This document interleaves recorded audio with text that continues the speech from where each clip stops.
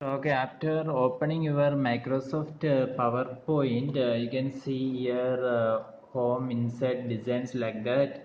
And if we press the home and then I click the new slide, then here a new slide have been appear here. And I am now going to take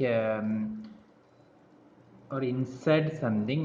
Look at this. I am now press the insert button, and in this insert top bar you can see here equation,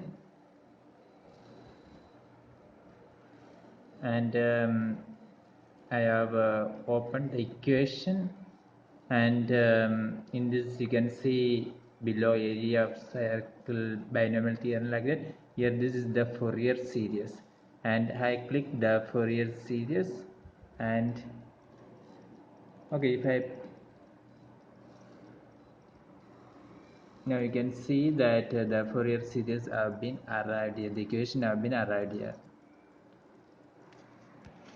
So remember, in the Microsoft PowerPoint you must first press the insert, and in this insert you must after pressing the insert you can see here various options like screenshot, shades, smart, art like this, and after where that you can see here equation symbol etc, and you must press the equation, you must click the equation here, and from that equation you must select whatever you want.